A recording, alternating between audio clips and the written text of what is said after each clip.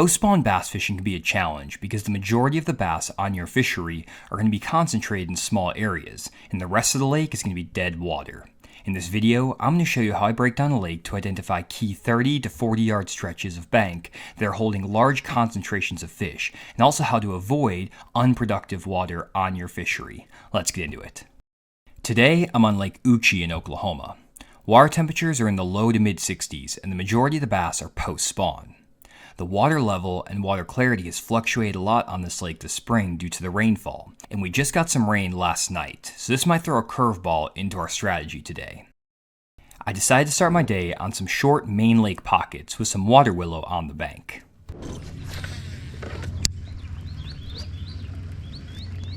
Got him. There we go. Feels like a good one too. Just out of this grass here. Not a bad one. Nice fish right there. Little Spro Baby John right there. Baby John 50. Nice little fish. Cranking some of this grass that's just out here. You would think these fish would be up in the grass because it's all flooded, but there seems to be a lot of grass further off the bank, so instead of trying to throw a frog or a swim jig through there, I picked up a little crankbait, seeing if I could crank this outside edge, and then also hit up in that grass as well. So we're going to try a little bit of both those things, but that's a nice little post-spawn fish. You can see by the tail, he's all post-spawned out. Beautiful fish. It's interesting, there's not quite enough grass that's flooded up there. Oh, there's a good one that just swirled right there too. These fish are out in front of this flooded grass because the water's so low. That's why I caught that first fish on the crankbait, and I just saw like a 3-pounder bust out here on some shad a little bit deeper. A lot of times when those fish are pulling out of that grass, there's another one. They will sit on the outside edge of that grass. You can catch them cranking like this as opposed to throwing a swim jig or a frog. And a lot of guys don't think about throwing swim jigs or throwing a crankbait on the outside of this water willow. They think, gotta throw the swim jig, gotta throw a frog, but that little shallow davin crankbait, especially that crankbait right there, gets some freaking good ones in the boat, and it comes through that grass extremely well. That's the Spro. It's the Fat John 50. I said it wrong in the first fish catch, but look at that right there. Beautiful little crankbait, beautiful fish right there. Cannot complain about that. There's a bunch of fish in this area, guys. Nice one. Let's get back down there in the lake. There we go, guys. There's that crankbait right there, the Spro Fat John 50. Small little crankbait, has a nice lip on it that deflects off grass really well, especially the shallow grass, but it doesn't also dive too deep so it gets buried up in the grass. It only dives like a foot or two, so you can keep it kind of going through that grass, up above the grass, and these fish just absolutely crush it when that water drops and they're not quite up in the grass. Now, we might be able to still catch them up in the grass if we find a little bit deeper stretch, but for right now, it looks like this might be the deal, just cranking this outside edge. And you'll really be surprised how well this little crankbait comes through this water willow. A lot of guys like to throw chatterbaits and stuff like that, and I just feel like these fish get too accustomed to seeing chatterbaits and spinnerbaits through these areas. So if you can go through with a slightly different bait, like a crankbait, a lot of times you can get better quality fish and also just get more bites. I also like a crankbait just because it has the treble hook, so if they're swiping at it or short striking it, just like that last fish kind of had it on the outside of the mouth, you can usually get them in the boat pretty easily. Now, I don't know exactly how far back into these little pockets these fish are. I'm gonna fish just a little bit further back in here, and then I got all those 3 bites right at the mouth of these pockets with some shad. So I'm not gonna work my way too far back up in here, try to focus on those points while it seems like these fish are still active with all the cloud cover. We got off to a fast start this morning, and it looks like we picked a good starting spot. Let me explain my reasoning for picking this area. Whenever I go to the lake, I always try to start in an area that I can break down in less than 30 minutes. What I mean by that is that I want to be able to cover a variety of cover types and structure types fairly quickly to get a sense of what the fish are doing. This is extremely important, especially when the bass are around the spawning time of the year. The reason I picked this pocket in particular is because I can have access to a spawning pocket where the bass might be spawning, some secondary points where bass can set up in the pre-spawn or post-spawn, and some transition banks between the spawning pockets and those secondary points. I can cover all of this area in less than 20 minutes, and I have a variety of structure. You have the pockets, the points, you have a flatter point, a steeper point, everything you need for these bass to set up in the spring.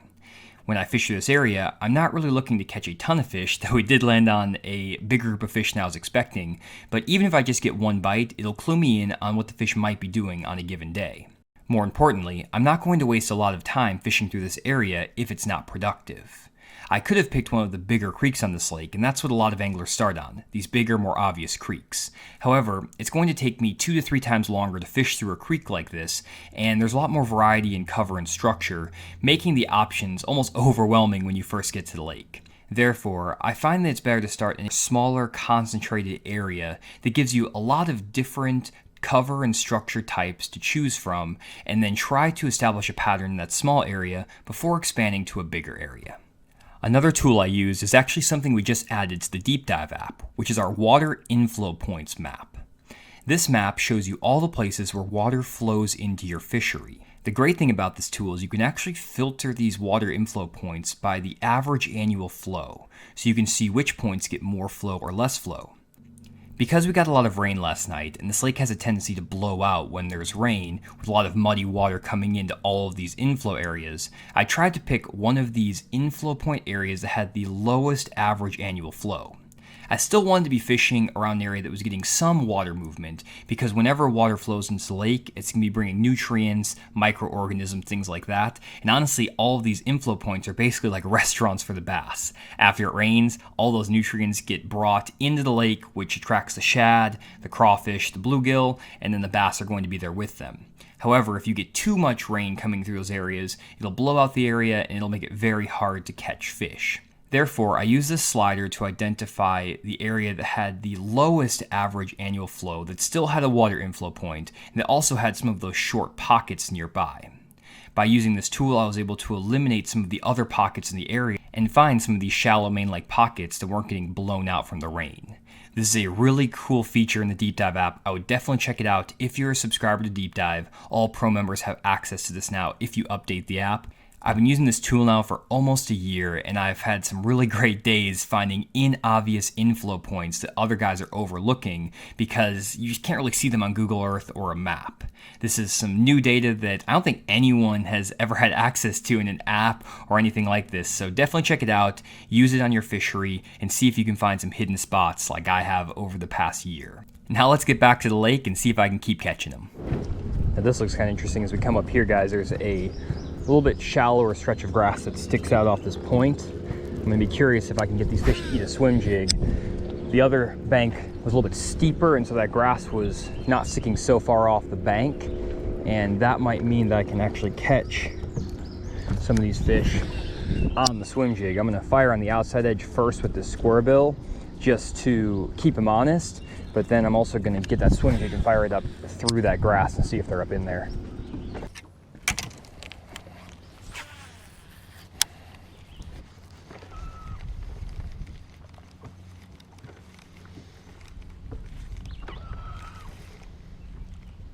Got him. Oh yeah, freaking good one on the swim jig. This is so fun, guys. I freaking love post-spawn bass fishing. That is a good one right there. Smoke that swim jig. Strike King Hack Attack swim jig with that Big Bites Kamikaze crawl on the back. He crushed it. Pulled my skirt down. He hit that thing so hard. I watched him shark that thing. That is freaking amazing, guys. Saw that shallower spot here. I'll show you up on the drone. Got a little bit of a more steep bank on the other side, flatter bank on this side. Got to adjust the baits techniques you're throwing to the angle of the bank, to the types of areas you're fishing, because you can put some good fish in the boat. Don't get caught up on one bait or one specific technique. Fish the moment and you'll put them in the boat. Beautiful fish right there, boys. Here's one thing I've learned about swim jig fishing, guys, over the years. Don't throw heavy braid with swim jigs if you can get away with it. So you can see I literally bent out that heavy cover flipping hook. This is like a saltwater hook in the Strike King Hack Attack jig. I straight bent that thing out on a strong hook set. This 50-pound Sunline braided line, this stuff is stout. I'm even throwing it on a swim jig rod. This is actually a heavy power, moderate action rod. So it has a little more give to it to hopefully avoid bending out that hook, but that did not work there. So I'm actually going to put this rod up and switch to a 7'6" heavy action rod with 20-pound fluorocarbon. I normally throw my swim jigs on fluorocarbon. I just got lazy and didn't want to cut off my worm here just in case I needed it. But I'm going to switch over from the braid to the fluoro so I don't bend out the hooks, and hopefully that will avoid any fish losses. I didn't lose that last one, thankfully, but it definitely can get you in trouble. I usually 99% of the time swim my jigs with 20-pound fluorocarbon to avoid the hook bend. Man, this is awesome, guys. You don't normally see me fishing the shallow, muddy water like this, but I actually grew up fishing the Arkansas River that is just super muddy, super shallow. There's a ton of water willow, a ton of shallow rocks, things like that. So this is actually my comfort zone, honestly, if I was just gonna go out and start fishing. And I've spent more time in the Arkansas River than I actually have on any other body of water. So love doing this sort of thing, and it's always good to be versatile. I wouldn't say I'm the best shallow water fisherman under all situations, but if you give me this real shallow muddy water, grass, rocks, stuff like that, I absolutely love it, and I cannot get enough of this fishing style.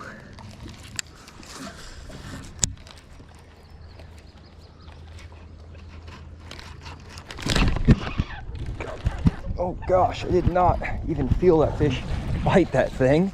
My goodness. There we go. Another fish that has a freaking tank right there. I didn't realize that fish was even on. I don't know what I was thinking. I thought it was hung on like a wire that was over there, but he had it. Just kind of slurped that thing down on the swim jig. Didn't bend out the hook this time, which was nice. I just almost didn't set the hook, but still got that hook through him with the 20-pound fluoro. Beautiful fish right there. Beautiful fish. We'll get him back down there. Nice. Got that fish swimming that jig again. We were kind of in the exact same area that we were in before, just the mouth of a pocket. Got that same jig on, 3/8 ounce Strike King Hack Attack swim jig with a 3.75 inch kamikaze crawl from Big Bite Baits. And all I'm doing, guys, is just swimming that thing up into the edge of this grass. Perfect water temps, I mean 62 degrees. These fish should be just getting in the post-spawn period. Maybe some of these fish are still pre-spawn, kind of hard to tell. And that fish bit me right up in the edge of that grass. Probably could have caught that fish on a frog, to be honest. I might pick one up too, just because that's a fun bite as well. But just swimming that jig in the edge of that grass. And one thing I do differently on my retrieve than other guys is when I cast that jig up into the water willow, I like to work it pretty fast to the edge of the grass, then kill it and let it sink all the way down to the bottom and then keep reeling it. A lot of times I find that those fish will track the bait to the edge of the grass, but not fully commit. And if you keep swimming it past the edge of the grass, they'll turn away from it. But if you stop it, let it sink down to the bottom, they'll think that it is an injured bait fish. They'll actually trap it against the bottom, and you'll catch those fish when that bait is sitting still. Something I don't see a lot of guys doing, but it has worked really well for me over 15 years of doing it. So definitely try that retrieve tip out. Don't just reel that swim jig straight back to the boat or work it straight back. Kill it on the edge of the grass, and you'll get more bites. Got him. That's a good one. Killed it on the edge of the grass there. He came up and crushed it. Stay on there, fish. That's a freaking tank. Get on up here. Woo! That's what I'm freaking talking about, boys. That is a big one on the swim jig. Sat it there just on the edge of the grass, completely killed it, and he munched that thing. That is a solid fish. Let's get a weight on this guy. There we go, 3 pounds, 15 ounces, almost a 4-pounder. That's the size fish we are looking for out here. Beauty. Looks like it might be post-spawn already. I'm not really sure though, it's not completely beat up. It looks like its tail did get beat up. It's probably post-spawn, already healing up from the spawn, and that is a tank right there. Beautiful fish. Oh, that's why I'm talking about, boys. Fishing a swim jig through the grass in the spring does not get any better than that. Let's get him back down the lake. Whew, and he is off. That's what I am freaking talking about. Now this is some frog water if I've ever seen it. A lot of times when you're fishing this water willow, it'll be more spread apart, but there are times when it will get really freaking close to the bank and they will crush the frog. The tighter that grass is to the bank, guys, the deeper that water is going to be in the grass, and they will come up and just eat that Spro bronze-eye poppin' frog just down the throat. You cannot beat that. Gosh, today is a good fishing day, guys. We are freaking hammering them. Oh man, guys, I am in heaven right now. Throwing a frog, braided line, swim jig, crankbait. What more could you ask for? Beautiful fish. Get him back down there. Just got a Spro bronze-eye poppin' frog, 60-pound Sunline braided line with a Denali Lithium Pro frog rod, 7'4", heavy power, moderate action. That is some fun stuff. Oh man, so as I was saying before I was interrupted there with that fish, the water willow here has a little bit more depth to it because it's on a steeper bank and it's not spread out so far from the bank. And that gives those fish a little bit of water to actually set up in. But because it's so close to the shore, if you're swimming the swim jig through there, it'll get through the area way too fast. So that's why I like to pick up the frog in these situations, because you can keep that bait in the strike zone a lot longer. We're kind of running out of bank here as we get around this corner, but there's some more water willow on the other side that looks identical to this. Oh man, guys, this is so much fun. It's crazy. And that's it for this video. Hopefully you learned something about locating these key post-spawn areas and the techniques you can use to put the fish in the boat. If you enjoyed the video, make sure to leave a like down below and also subscribe to the Fishing Moment YouTube channel for more videos like this. Thanks for checking out this video, and we'll see y'all next one.